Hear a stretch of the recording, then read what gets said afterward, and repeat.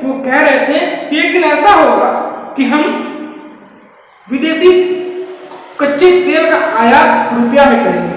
जब इस तरह की बातें हमारे प्रधानमंत्री नरेंद्र मोदी ने कही थी तो विपक्ष कहें या फिर इस देश के वो हुक्मरान कहें या वो प्रकांड पंडित और वो आरबीआई में बैठने वाले आजकल बेरोजगार गवर्नर कहते थे ये ख्याली पुलाव पकाने वाली बात है।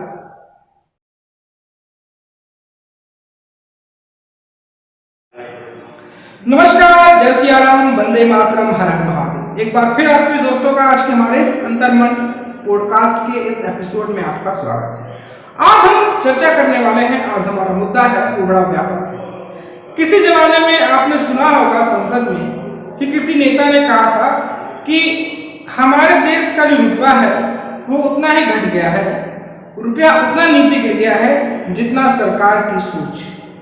हमेशा से ही रुपया को सरकार की मानसिकता, सरकार की सोच, अर्थव्यवस्था से गिना जाने लगा था और गिना जाता था।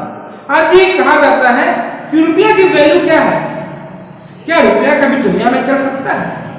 क्या रुपया जो हम अपने भारत में इस्तेमाल करते हैं, जो हमारी मुद्रा है, क्या दुनिया में कहीं चलेगी?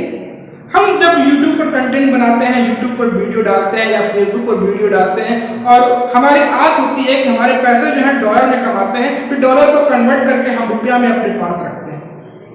हर किसी की इच्छा है, हर किसी की मनोकामना है वो डॉलर कमाने की। लेकिन देश की हम बात करें, भारत की बात करें, भारत की पृष्ठभूमि की हम बात करें तो सबको चाहिए रुपया, क्योंकि रुपया ही जो है वो भारत में चलता है। डॉलर चमकाने के लिए अच्छा है, लेकिन दिल बहलाने के लिए गालिब रुपया का ही इस्तेमाल करना पड़ता है। आज मैं रुपया की बात क्यों कर रहा हूं? आज रुपया की बात करने का मेरा संदर्भ इसलिए है क्योंकि रुपया ने कमाल कर दिया।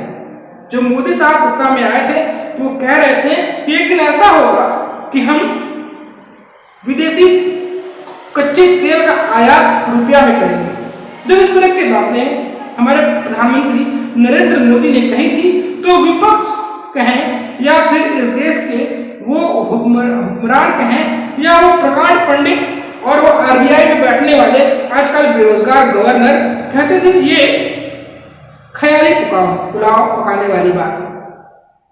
इस तरह की बातें कही जाती थी, लेकिन हाँ, परिस्थितियां बदल गई हैं, चरित्र बदल गया है, चरित्र बदल गया है।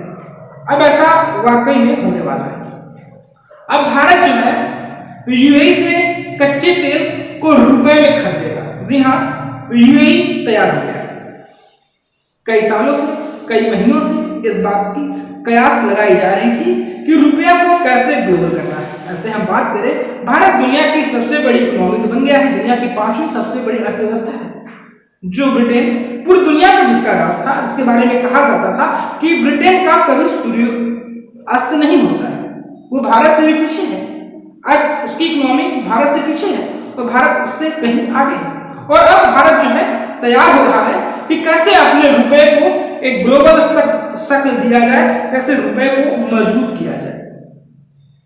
अब ये बात नहीं है रुपया कि मुंगेरी लाल के हसीन सपने। हो सकता है कल तक लोग कहते हो कि आप रुपया की मजबूती की बात कर रहे हैं, असल में रुपया को मजबूत करना तो मुंगेरी लाल के हसीन सपने हैं। भाई, ये कोई मुंगेरी लाल के हसीन सपने नहीं है, ये वाकई में होने वाला है। मोदी सरकार में रुपया अब ग्लोबल हो गया है। यूएई को पहली बार कच्चे तेल के बदले भारतीय मुद्रा में किया है भुगतान। प्रधानमंत्री नरेंद्र मोदी के नेतृत्व में भारत अपना मुद्रा रुपए की वैश्विक स्वीकार्यता को बढ़ाने पर लगातार काम कर रहा है। इसके तहत भारत ने संयुक्त अरब अमीरात यूएई से खरीदे गए कच्चे तेल यानी जिसे हम क्रूड ऑयल कहते हैं, उसका भुगतान वैश्विक मुद्रा के रूप में स्वीकृत अमेरिकी डॉलर के बजाय रुपए में किया है। ये चीजें कहीं ना कहीं अमेरिका की जो बुनियाद है, अमेरिका की जो स्वीकार्यता है, अमेरिका की जो मोनोपोली है, उसे कहीं ना कहीं भारत ने भी एक चुनौती देने का काम किया है। कच्चे तेल के लिए यूएई को भारत द्वारा रुपए में किया गया ये पहला भुगतान है।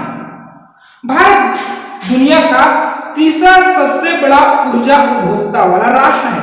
इस तरह वैश्विक स्तर पर या स्थानीय मुद्रा को बढ़ावा देकर भारत ने एक रणनीतिक कदम उठाया है। भारत का यह कदम तेल आपूर्तिकर्ताओं में विविधता लाने, लेन देन की लागत में कटौती करने और रुपए को व्यापार निपटान मुद्रा के रूप में स्थापित करने और भारत द्वारा किए गए व्यापक प्रयासों का ये अहम हिस्सा है।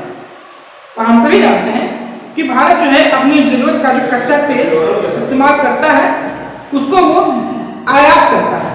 भारत अपने जरूरत का जो कच्चा तेल है, जो क्रूड ऑयल है, वो दुनिया भर के अरब ममालिक से निर्यात करता है। और भारत को सबसे ज्यादा कच्चे तेल का निर्यात करने वाला वो राष्ट्र है, वो है यूएई, सऊदी अरब। इन जैसे देशों से भारत अपने कच्चे तेल का निर्यात करता है। भारत में भी है कुछ कुएं हैं तेल के, लेकिन वो भारत की जरूरतों को पूरा नहीं कर पाते हैं। भारत को अपनी जरूरत का 95% हिस्सा है आयात पर ही आश्रित रहना पड़ता है।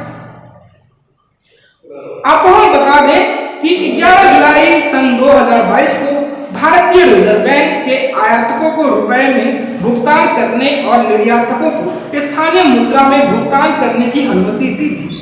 हालांकि अधिकारियों का कहना है कि अंतर्राष्ट्रीयकरण एक सतत प्रक्रिया है और वर्तमान में इसका कोई विशेष लक्ष्य नहीं।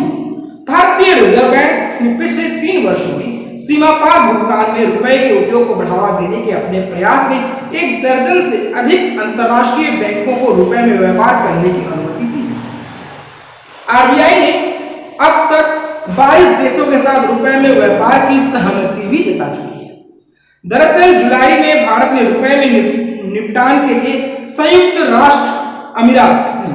अरब अमीरात के साथ एक समझौते किया था। इसके तहत इंडियन ऑयल कॉर्पोरेशन IOC को Abu Dhabi national oil company ADNOC से 10 लाख बैरल कच्चे तेल खरीदने के लिए भारतीय रुपए में भुगतान करना पड़ा है। इसके अतिरिक्त कुछ रूसी तेल आयात का निपटान भी रुपए में किया गया है। अब देखना है, ये वाकई दिलचस्प है कि रूस इसको लेकर क्या नीति अपनाता है, क्योंकि रूस से भी कहा गया है कि भारत उसके साथ भी रूबल और रुपए में व्यापार करना चाहता है, लेकिन रूस ने अभी तक कोई रजामंदी जाहिर नहीं की है।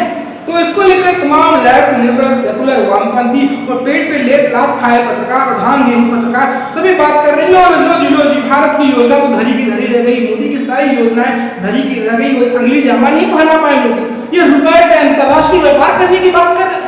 वो तमाम तरह की हंसी और माहौल लाने वाली बात थी, लेकिन ये जो खबर आई है ये कहीं ना कहीं उनका माहौल तो जरूर आने वाला है। और रही बात रसिया से रूबल और रुपए में व्यापार करने की, आगे आगे देखिए होता क्या है।